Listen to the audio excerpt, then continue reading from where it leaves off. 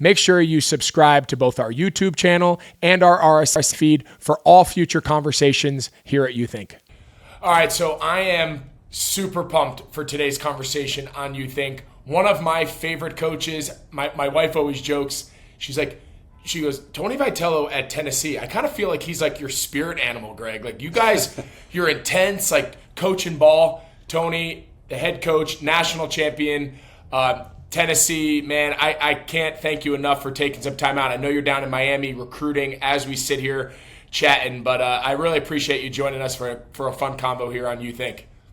My pleasure, and thank you for the intro. I'm fortunate enough to work at a great place, but a part of what is a tremendous conference, so it kind of puts you on a stage that, sometimes you feel like you don't deserve. But no, the intro helps my confidence too, because I saw your previous guests, and I was like, man, Greg's fallen off a little bit. Tom Brady, Malcolm Gladwell. So some pretty good names. Kudos to you for what you got rolling.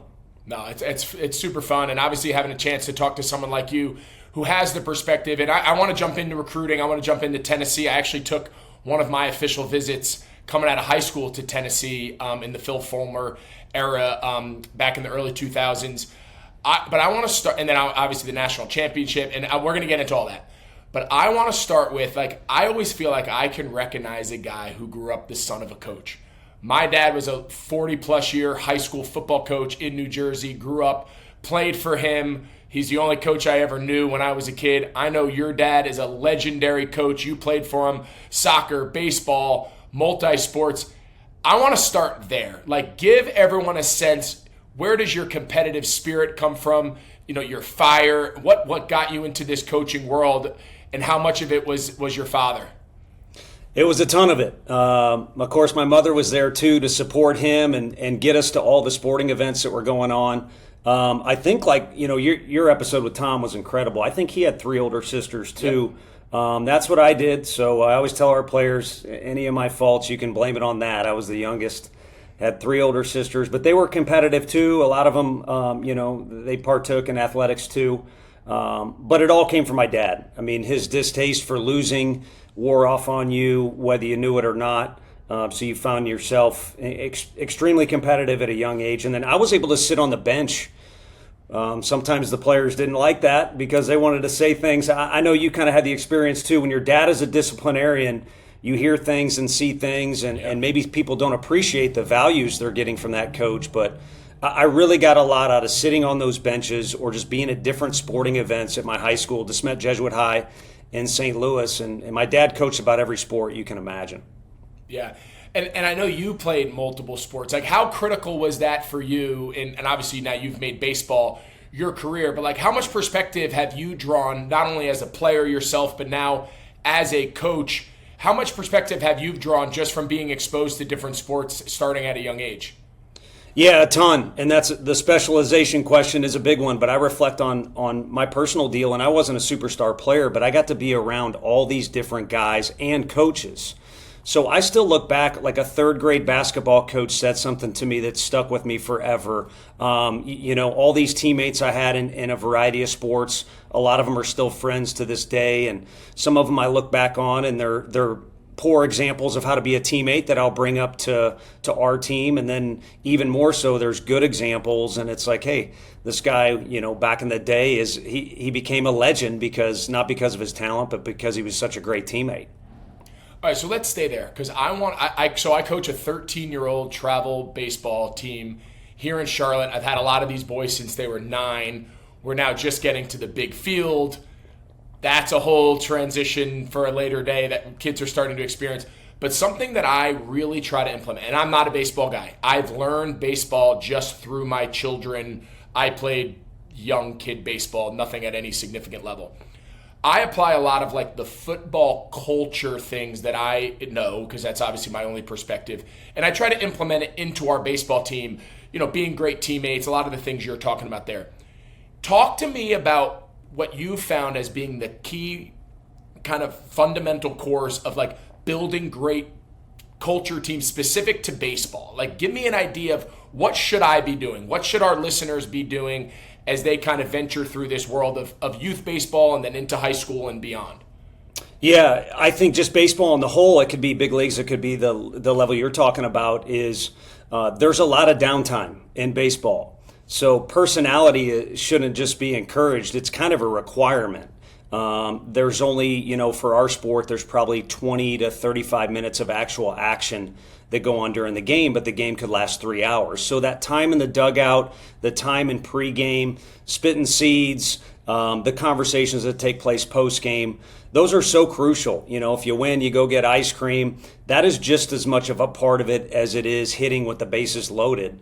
And I think if you're going to have all that downtime, and personality is a key ingredient, everybody should be very comfortable in their own skin. So one that we can laugh about, you're younger than I am, but that Philadelphia Phillies team with Darren Dalton, John Crook, Lenny Dykstra, no coincidence that they were winning. I mean, they had a lot of guys that had ability and confidence that came with it, but holy cow, the personalities. And then Kevin Millar with the Boston Red Sox when they quote-unquote broke the curse, just his personality on that team and now on TV all the time. And the Cubs, my dad's from Chicago, Bears fan, by the way, so if you want to stop and talk about Devin Hester at any time, we can do that. But yeah, I think that Cubs team finally kind of getting over the hump was a bunch of guys saying, hey, love it or hate it, we're the Cubs, and we're writing history this particular year. And Joe Madden, I think, really unlocked the ability for a lot of those guys to be true to who they are as individuals. Is there like a fine line between loose and fun and like silly? Now, mind you, I'm not coaching high-level Division I athletes at 22 years old, right? My kids are 13, they're in 7th grade, they're silly. So here I am in like my football mode where like everything's the end of the world, every detail matters. And now as I've experienced baseball, I'm like, there is a lot of downtime. We are kind of shooting the shit in the dugout. Not everything is bottom of the ninth, bases loaded. Like, so how do we find the balance between loose, fun, but focused? Yeah, I think you've been in a locker room before or during a game where you felt like the guys got complacent because you've been on so many winning teams. And that's a very eerie and uncomfortable feeling, and you wish you could go back in time and stomp it out. So for me as a coach, our guys are young. I think giddy is kind of a word that sticks out that kind of encompasses that feeling you start to get, because loose is so key, especially when you get to a heightened moment. The Conor McGregor fight that was legendary against Jose Aldo. One guy looks like he wants to kill the other guy, and then Conor McGregor looks so loose that the commentators, Rogan throws that out. Next thing you know, it's over. So loose is a very key ingredient, but so is focused. And, I have a lot of respect for you. We get to recruit our athletes. You're inheriting a lot of your guys, and they're 12 and 13, various interests. So if you said to them, hey, we got to be loose but focused, they'd probably be like, hey, man, what the hell? But it's the same as holding a baseball. You got to hold it firm but loose. These balances are key ingredients, and I think kids need us to help educate them on what that is. And, it's kind of like we do a lot of travel for recruiting. You get in the rental car, and I like my bass and treble the way I like it. The previous person may have not. So one thing you can do for these kids is figure out those dials, and you're never going to get them perfect, and that's kind of the fun of it. But there does need to be that balance. Yeah, I'm like picturing myself like next weekend at our tournament. What could I be better in the dugout? And my mind is racing right now. All right, so you're down in Miami. You're recruiting the PBR national kind of showcase world that's going on. I want to dive into some of the youth baseball things. I don't want to say issues, but just the youth baseball reality that is playing out that I'm sure is very different, and you live it every single day. But whether I'm sitting in your team meeting at Tennessee, or I'm a high school kid or a grad transfer kid or whoever it is, and you're recruiting me, like, who are you trying to recruit? Like, give us an idea of the ultimate target, the ideal recruit to come to the University of Tennessee to try to win national championships with you. Like, who is that kid? Yeah, and that's kind of a variation of the question we often get at the park. It'll be, like a mom, hey, I don't want to bother you. I see you're watching the game, but what are you guys looking for? And, there is no magic answer other than what you just said. You're looking for someone that can help you win. So if we backtrack it a little bit, what kind of resume does that individual have? Now our scholarships are changing and things like that, but like for instance, do you have good grades? Because if you can get an academic scholarship, or at the very least, we know you're going to be eligible and you're going to be organized, and then, so on and so forth. And a guy might be just blazing fast, I was joking about Hester there, but a guy could be crazy. He would have been a good base stealer. Yeah, no doubt. He's got hot sign all day. No doubt, no doubt. I feel like he was that guy that you knew he was supposed to be fast, but until you saw it in real time, you couldn't catch up, and that's why he was able to surprise some people, even in a Super Bowl kickoff. It was fun to watch, but, if you're fast, maybe you get a little leeway from a scout on the hitting tool. So the bottom line is you want your resume to be as strong as possible. So one kid, you might end up on Twitter hitting a big homer because, you captured that moment and you have power. But what about the other 20 at-bats that weren't captured on Twitter? Were they strikeouts? Are you struggling to put the ball in play? So I feel like the better resume you have, the more attractive you are to us. And then I'm jumping into playing time stuff. Guys that are in college need to be able to come into me, not have their parents or agent reach out about playing time. And if you come into the office, you better bring your resume with you, not literally, but figuratively speaking. Say, hey, this is like in the weight room, I'm our best worker. Or, I realize I'm not our best hitter, but on defense, I can do this, this, and this. So it's important for kids to be well-rounded. And you brought up the scholarship thing, and I want to dive into that because I know a lot of our families, our listeners, even my own family and the kids that we go to school with, we go to a very competitive baseball school here in Charlotte. We've got some really high-level kids. Our shortstop last year got drafted. It's a really good program that produces a lot of Power 4 and draft pick players. So we hear all these stories about who's being recruited by who and who's hearing from what schools. And then there's always the question of how many scholarships are there? Is it 11.7? Is it going to go to 30? Is every school going to have the money to go to 30? Tell us, boots on the ground, what exactly is the current state and the future of high-level Division I college baseball, and as far as the scholarships and all of that? Yeah, it's a mess. And okay, let's stay right there. Fortunately, it's a mess off the field and pertaining to logistics. On the field, you're dealing with more coverage, more interest, more star power. The coaches, and I would speak on my support staff, there's a higher level of coaching. It's become insane how big of a party Omaha is. And then also some of the other levels. I mean, if you go to a JUCO World Series in Grand Junction, it's one of the best events you could ever go to. So we're doing great there. Off the field, it's just a crazy time, and there's a lot to manage. And so where we're headed now with college baseball in particular is a complete imbalance. There are some major universities that do not have fully funded scholarships, meaning being able to hand out a full scholarship or one that's similar to a basketball or football player. A lot of the schools in the SEC now can sit a family down and say, hey, we're going to pay for your tuition, fees, books, and also your dorm and your food too. It's the first time in the history of college baseball ever that some could do that, but there's a lot that can't. And so, I don't know how far back you could date this imbalance with any sport in college, but I think it's probably more prevalent than ever, and it's kind of frustrating. I'm fortunate to be kind of with the haves and the have-nots, if you're going to divide it into that. We had 105,000 at that football game last Saturday. But I wouldn't mind it if, Oregon's tied into Nike, but you only get 6 uniforms. Everybody can have 6 uniforms max. Everyone's locker room can only be this maximum size, not 4 stories. I would love to make it as even as possible. So like you did, I was never man enough to play football, I guess. My dad coached soccer too, but let's just line up, face mask to face mask, chest to chest, whatever it might be, and find out who's better. We're getting more and more away from that in college, I think. So give us an idea, at a fully funded, so at the University of Tennessee, how many fully funded scholarships every year are you guys able to carry? The rosters have shrunk to, you could technically have an infinite amount of players in the fall if you wanted to. So in our league, it's so competitive, no one had 100 players, but for every player, you might hit on an All-American or something like that. Now it's being pushed down to 34. So somewhere between 35 and 30 players is just for brevity's sake, is going to be the maximum that a Division I team could have. Some of these teams are still plugged into 11.7.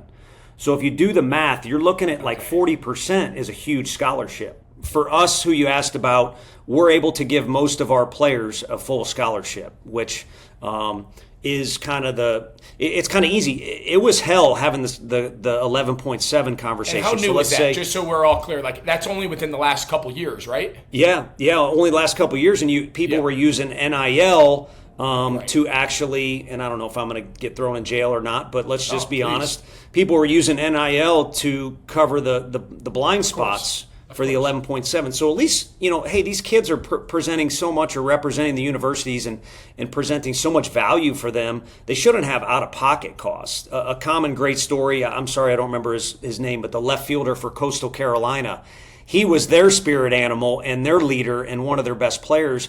They won a World Series, a national championship, and he's like $150,000 in college debt. That just doesn't make sense. So NIL did help cover that up. Well, now, instead of sitting down and saying, we love you, but we can only provide 50%, you owe the other 50%, now the new 11.7 conversation is, what about rev share? What about NIL?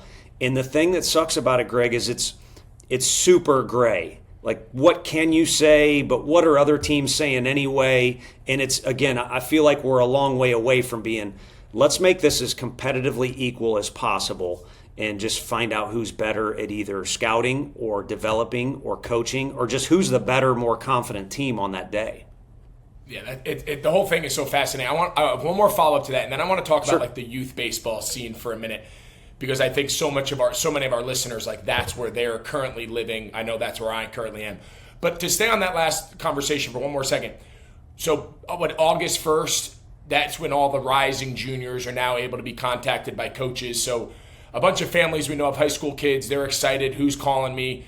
The biggest question all these families have is with the portal, with high school, with transferring, and with the current landscape, is there a blueprint to the makeup of a roster being recruited kids out of high school, transfer portal kids, JUCO kids? Like, how do you, or does it change every year? Like, what is your approach to how you handle allocating now those 30 to 35 spots when it's no longer just 18-year-old high school kids coming every year and let's coach them up?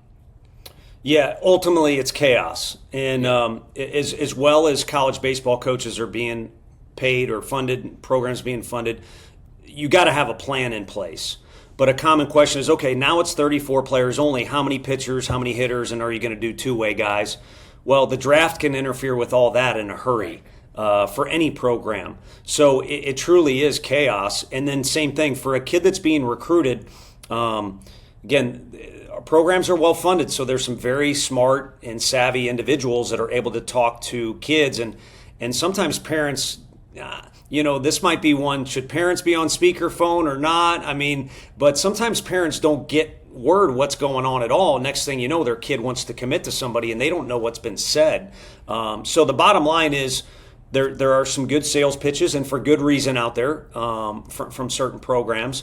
But, for a kid to make his decision, I think he truly just needs to find a good match. Where does he vibe with, and who has the trends that he likes? So a school may have a trend for more portal guys or less portal guys, or in the middle. But 2 years from now, you can't predict what's going to happen because of the draft, or maybe here's a good example, and this is a personal tangent. I always hated the, hey, you're going to be our third baseman, or the guarantees, because it's open competition. And, one thing I thought the portal might stomp out is, if you think about it, okay, how many catchers are you going to have in this recruiting class? Only one, and we're not going to recruit one next year. I can make it sound as good as I want. But if there's a kid from Knoxville, Tennessee that goes to X, mid-major, and is an All-American and is the Team USA catcher, he's arguably the best guy in the country at his position. He calls, I'm in the portal, I want to go to Tennessee. I'm pretty confident we're taking him, you're taking him, everybody listening here is going to take the kids. So I think more than ever it's, hey, put the playing time thing aside and just focus on what trends in this program. Hey, they produce great hitters, or most of their pitchers, they really produce great lefties, whatever it might be, and just kind of steer it towards that. And also know that this ain't a perfect world. I went to 3 different schools. I know you made an adjustment from Notre Dame to Miami, all for the better. It's not the end of the world if it's not the best decision. No question. And with all that being said, at a lot, and again, I'm not asking you to compare. I know obviously Tennessee is at the top of this world. So again, I'm not asking you to compare and contrast, but just in general, where is development in all of this? Like, what is your approach internally about development? When now you can just, when you can accumulate more good players and transfer portal and recruit any kid you want in the country, how vital through this entire process is development? Yeah, I think it's blurred lines. Everybody says it. I mean, if you're good enough, and you know, I'm willing to bet your son is, he's probably a little bit athletic, but the key thing he's going to get is he's going to know how to navigate sports, and I think that's undervalued. He's going to know how to navigate the locker room and failure and social media and things like that from your guidance. So regardless of what level it is, if he does continue, you better be prepared for every coach to say, we're going to develop you. You know, and it's funny, in a day and age where people can Google, like I could tell you, hey, Knoxville's 2.5 hours from Nashville. Well, you can either take my word for it or it'll only take you 2 seconds to fact check me. But I think for a topic that's so important, there's not a lot of fact checking that goes on. It's, hey, he said they develop guys, so they develop people.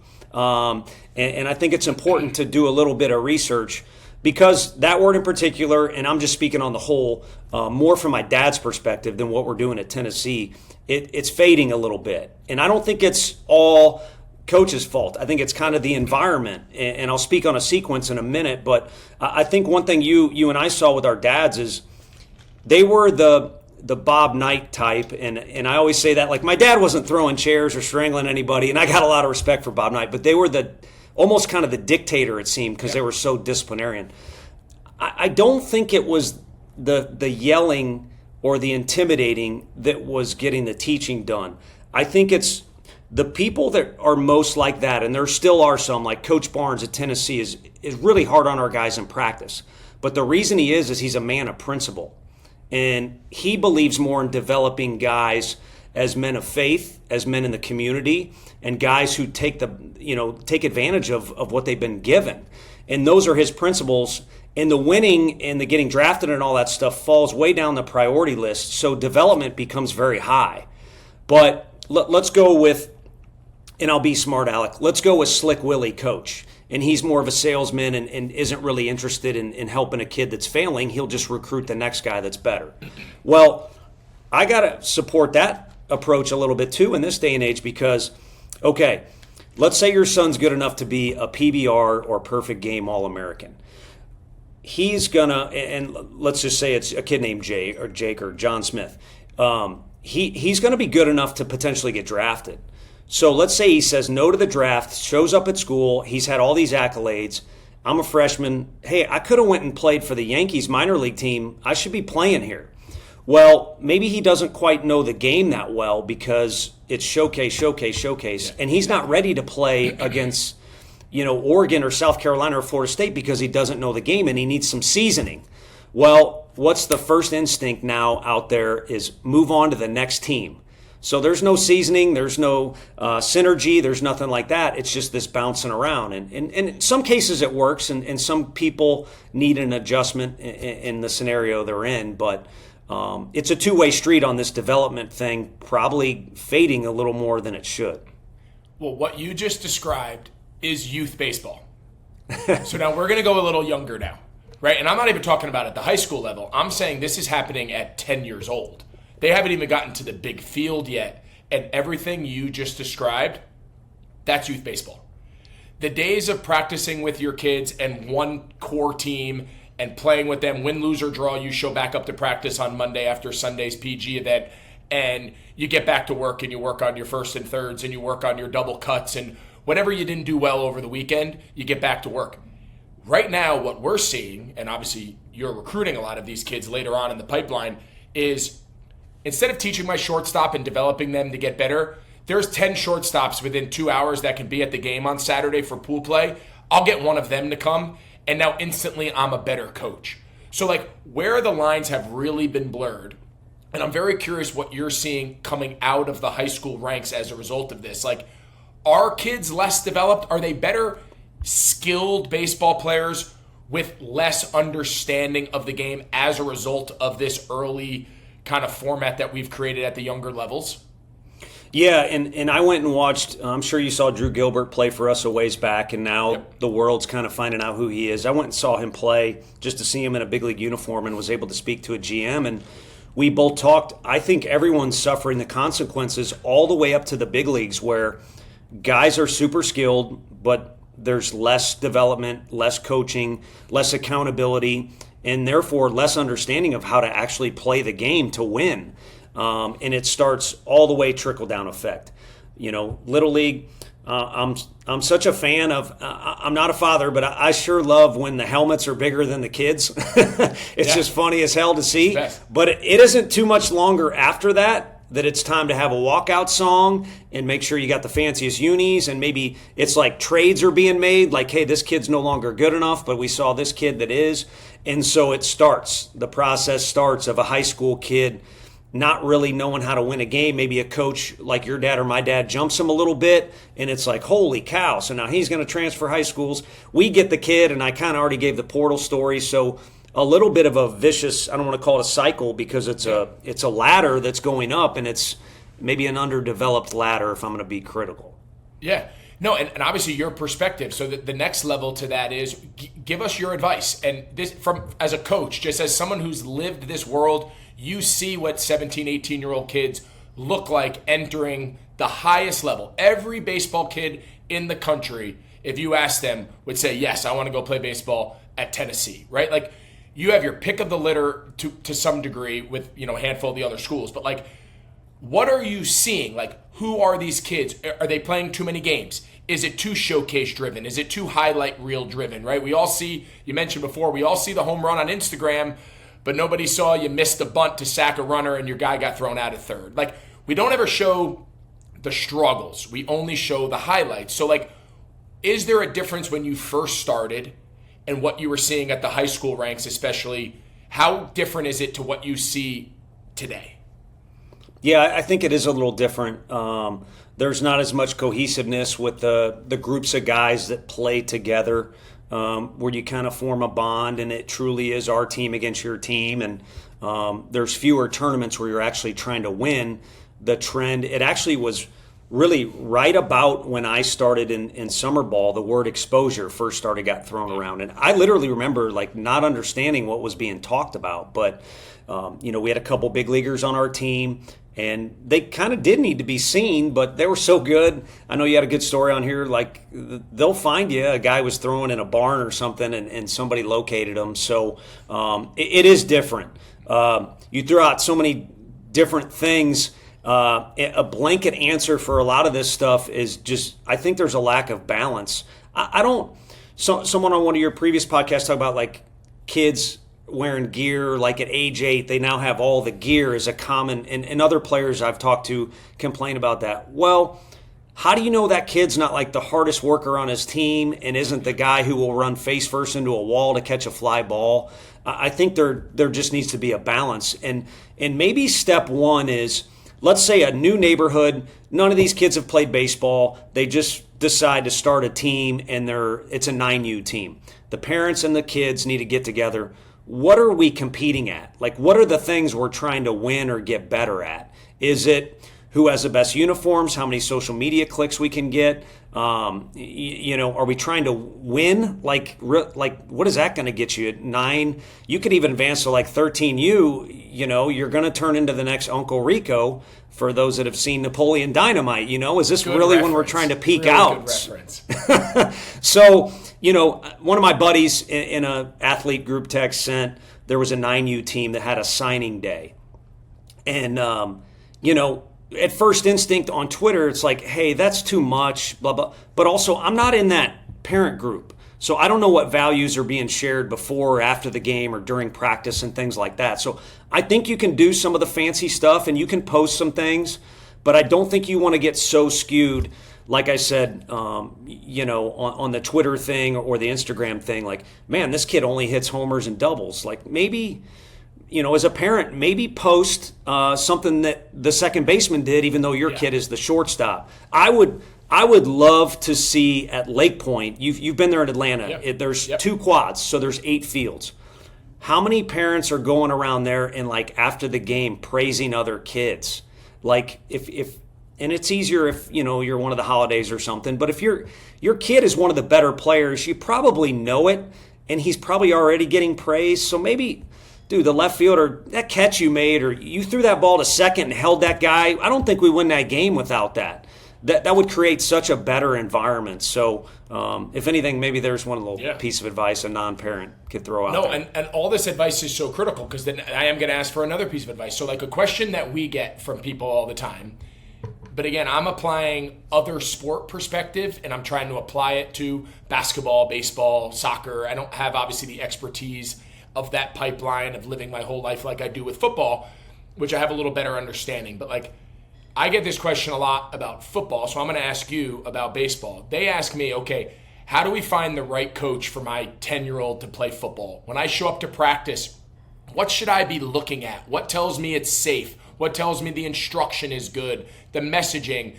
And I tell them about, hey, make sure they teach you the right way to tackle. Make sure they're teaching, toughness, but not in the old school way where we're just going to bash our heads into each other. Accountability, not a lot of standing around, keep kids engaged, like all these things in the football world. So I'm going to ask you, you show up to a youth baseball practice. What are the first 2 or 3 things you're looking at for you to say, you know what, if I had a kid, or if you were asking me, should I put my kid in this environment, my answer would be yes. Yeah. Step 1 is be present. It's not youth, but a lot of the kids I coach, if they're not going to move on to pro ball, they want to coach. And I just tell them, like, the first step to being a really good coach is just be present. And we probably had the same experience when we were younger, like all the time involved. And also being present means being there physically, but also mentally being engaged. And then also, is there an energy and a passion to it?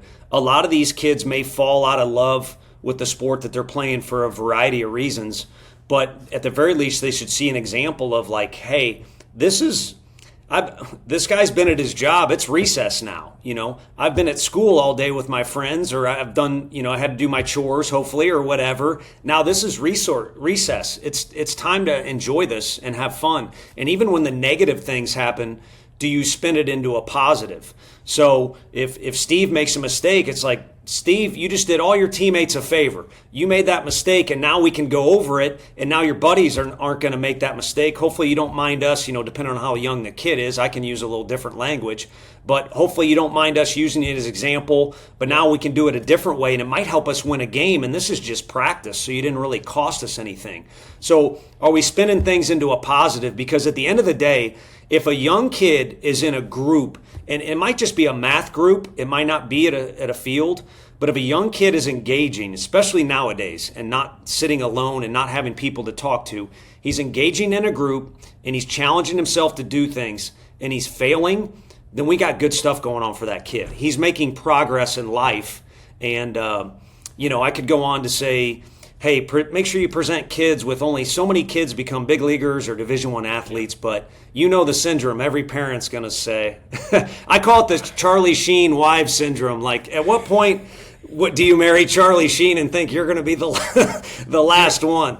You're going to be you're the end of the cycle. What's up, guys? Do you want custom fan wear like this cricket shirt for Charlotte Christian School? We've got premium apparel from your favorite brands. The best part about it is I don't have to just wear it to Charlotte Christian's events. I can wear it to golf. I can wear it to lunch. It's turned into my uniform. Go right now over to youth.inc, sign up for our newsletter. It talks about our podcast for that week, our interview guests, all the breaking news across the landscape of youth sports, and you can win one piece of merch for your school by going to sign up today. And remember, it's not .com, it's youth.inc. Now, back to our episode. It's so true, right? Like, reasonable expectations.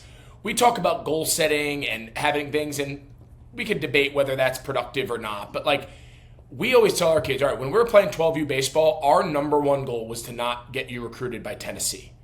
That is not what we want. You to walk to your middle school coach next year as 7th graders on the big field for the first time. And when you show up to tryouts, that middle school coach goes, I want this kid on my team. He knows how to get in and out of the dugout. He knows how to do a double cut. He knows how to back up third base if he's the pitcher on a double off the wall. Like, he knows how to do all the little things.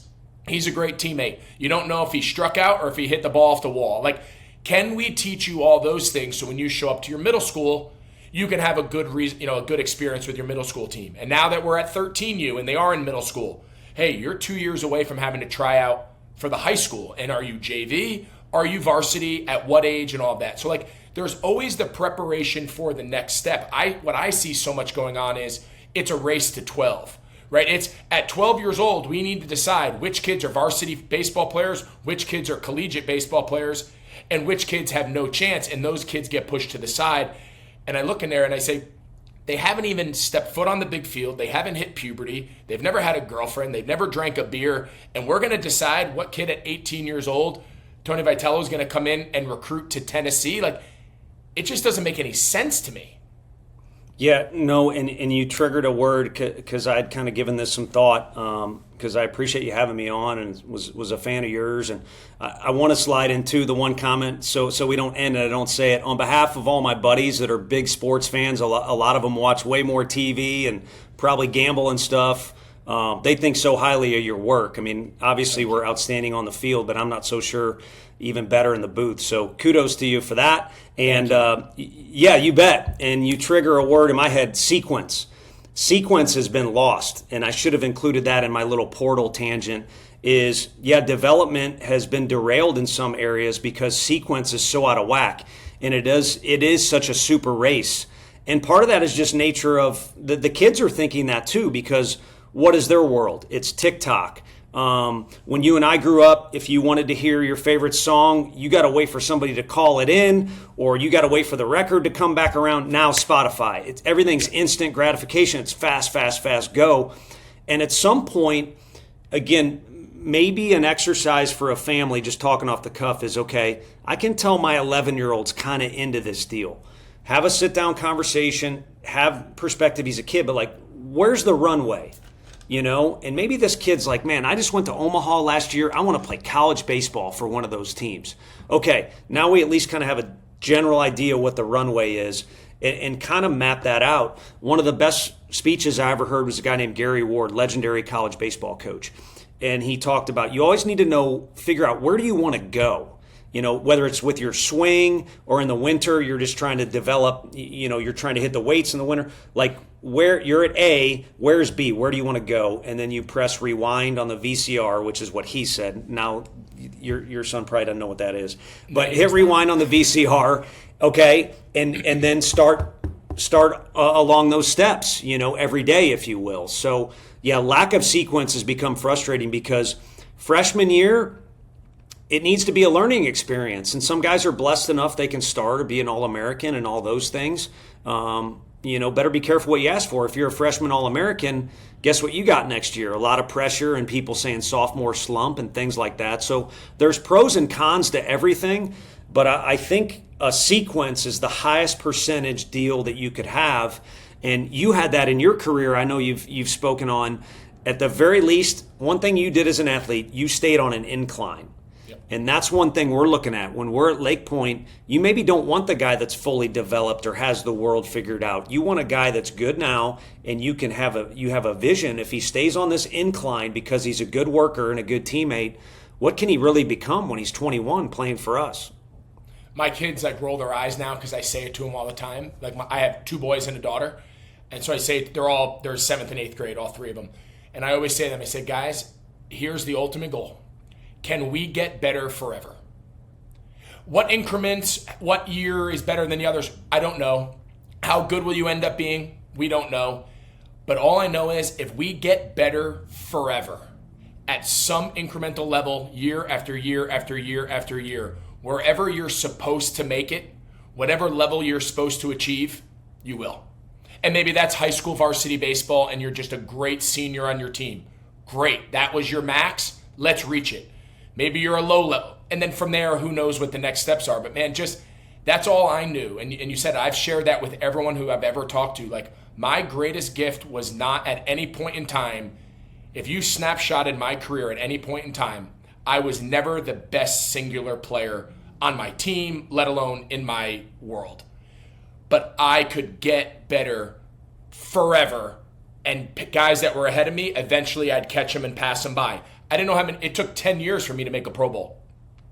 And then I made 3 in a row. Like, that was who I was. That was my life. That's everything embodied. Sequencing, series of events, stop looking too far down the road. Like, everything you just described, I want you to say it to my kids, because they're probably more willing to listen.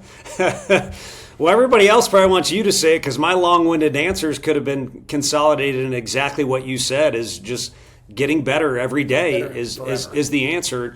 One of the best talks we ever had in our clubhouse was Max Scherzer's the best athlete probably I've ever coached, or the most accomplished, let's say that. I don't need my tires slashed. But same way, Max, and he'll get mad at me because he always thinks he's the best, but in high school was not, but he became that. In college, freshman year, he only got 20 innings for us, but he became so dominant and the best prospect. A lot of people don't even know he played for the Diamondbacks because it wasn't that great, and then he gets with the Tigers. Verlander's technically the one, Strasburger technically the one, and now he's 41 years old discovering different ways. The word that comes to mind is evolving. And in every sport, it's probably crucial, but I think more so in baseball because there's so many moving parts. And a pitcher like Kershaw might have to reinvent himself just a little bit as stuff goes down, things like that. But evolution, or continuing to evolve in baseball, is so important. So to me, it's kind of like 1-1. We've coached a couple kids. It's like, I want to be 1-1. Well, why not be 2? Because then you get the same amount of money, the same leeway with the organization, but you don't have to deal with all that other crap. Yep. And a parallel to that, at least in my mind, is, man, what if you do have some stuff to work on, but you're in a good spot? That's a good thing, because now you can kind of keep this train rolling and keep evolving. And if I was to come in and speak to your kids, or maybe this is something if a coach is struggling to get across to kids, I think they brought back the Rubik's Cube. That's kind of like what evolving is. You're always trying to line up those panels on the same side. And unfortunately for sports like golf or baseball, you're never going to have them all lined up. But I think that type of puzzle solving contributes to that evolution. That's awesome. And I want to end with this. I know you got a lot to do. You're going recruiting, you're going to the PBR stuff. So I'm going to end with this. I want just what you've accomplished at Tennessee, from when you took the program over in 18 to the national title in 24. You guys are at the creme de la creme, the highest level of Power 4 high-level Division I baseball. Like, from where you took it over, coming from Arkansas as an assistant, to now where you are as one of the most established programs in the country. Like, what are you most proud of? Like, what, I know, not national titles, first-round picks. Like, what have you built there that when you're going to look back on this years down, you're going to say, you know what, of everything we accomplished, I'm most proud of what? I think that we've established a level of team chemistry that exists among the coaches and amongst the kids, and then combining those two, coaches with players, that has created some bonds that'll last for a lifetime. And I think one thing that these kids lose sight of is you're going to be a person a lot longer than you are a player. So when you're a teammate inside the locker room, it's good for these kids to participate in these sports and face challenges, because you're growing into a better person, and that's what you're going to be longer in life. And I know you're still coaching, but let's say you weren't. You're still a teammate, to your family members and, to people you meet in the community, and you're taking on this challenge here.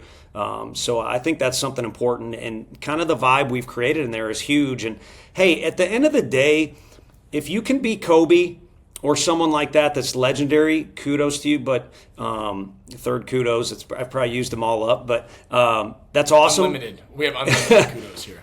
But in reality, like, in 100 years, what's gonna matter? And unfortunately, this is a little dark, but all of us are gonna have a day where we're no longer around. You'd like some people to be at that gathering, and what type of things are they gonna say are important. And I think some people think it's so, again, what are we competing for? It's so crucial to get this or that. When time moves on, is it really going to matter? And so I think what we got going on now in our locker room and at our stadium is a lot of bonds, even with the fans, that truly matter. And the wins will come and go. You get your brains beat in our league, but That's what comes How to you guys mind. looking this year? You feel pretty good about this year's squad? They're young, so they listen more. I like that Perfect. vibe at the start of the at the start of the season. But yeah, you're Young and looking talented works, right? Young and talented. Yeah, but can you stay on that incline? So you're looking for indicators as a coach for sure. And one of the things I know we're wrapping up, but one of the things I wanted to make sure I mention is we're looking for indicators too. And it's amazing. One of the best players I ever coached, he didn't get to go to his dream school because his father kind of scared off that dream school. Once I got to know the dad, he's one of the best human beings I've ever met. He just was a man of principle, and it was very loud. So it was up to interpretation. And I wish there was a magic formula for like, this is the type of parent you want to be. But it is something we're sizing up when we are at a field watching games or a kid's on a visit. And I don't think there's, like I said, a perfect protocol. But I thought of two P's. What kind of pressure do you put on kids, and what do you praise? And I think that would be a good self-reflection or self-analysis for parents if they got anything out of our conversation is when you're at the game, where's the pressure, where the praise is? And so if you're going absolutely ballistic on the umpire because your kid is now 0-1 and the game's on the line, you're kind of acting like there's so much pressure to win this game, it's the most important thing in the world. And I think we all truly know it's not. And then again, kind of that praise thing at the end is, watch your kid in the dugout and things like that. And like instead of saying you had 2 doubles and Georgia Tech's coach or Florida State's coach was watching you play, hey, I kind of noticed when coach pulled you aside, I appreciate you had eye contact with him. Or, praise the fact, man, no hits today, but you ran your 90 times or your times to first. You ran hard the whole time. So, I was hoping to contribute something. I didn't want to come up with a catchphrase, but it kind of stuck out as 2 Ps. What kind of pressure are you applying? And it should be, in my opinion, to be a good worker and a good teammate, but it's hard not to press for results. And then what are you praising? And a lot of people want to praise the outcomes or the attention that they get instead of things that are going to serve you longer in life, like you learned as far as work ethic and all the things that, go under the umbrella of being a good teammate. And I think that's the perfect way to end it. That's the best I've ever heard someone put it. Because if I've learned one thing from watching my kids play baseball specifically, football is the ultimate outcome-based game. Doesn't matter how it happened. Did you catch it? Did you score? Did you get the first down? Yes or no? If you didn't, there's no like, hey, at least you tried hard. Baseball, at least in my understanding through the young level, like there is an element of like, did you do everything in your power and you lined out to the second baseman, you're 0 for 1. And then the next kid gets up and swinging bunt over the top of a pulse. He pulls the ball and it dribbles down to third baseline. He beats it out and he's 1 for 1. And your vision of the two players is drastically different if you just look at the box score, right? So like the result could really mislead you. And are you doing everything the right way? Did you do all of your stuff Monday through Friday and you went 0 for 3? That's okay. Did you do nothing all week and then you went 0 for 3? It's 2 very different 0 for 3s. That's probably the biggest thing that I've learned through being around baseball, and the way you just framed it is how I'm going to carry forward with my own kids and my team the best that I can, because that's the best I've ever heard someone put it. I appreciate that, man. And yeah, football is, I don't know how you guys did it. Like the finality of just one game, I mean, we just dealt with it on our campus. There's so much pressure and it's only one time. We have the benefit of more reps. Yep. And so it changes, how that process and outcome thing is weighed. The one thing I do think both sports and all sports have in common is you can really serve yourself well as a coach or a player if you're just trying to have success a high percentage of the time.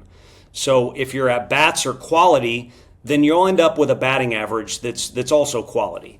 But if you're up and down big time emotionally and with the quality or type of at bats you put together, the percentages are not going to go very well in your favor. So you get a heartbreaking loss on a football field. Yeah, unfortunately, it could cost you going to a playoff or something like that. But if you put that much pressure going into the game, like if we lose this game, we have got no chance. It ain't going to work out very well. But if you're doing anything that falls under the line of be the casino, put the percentages in your favor with your approach.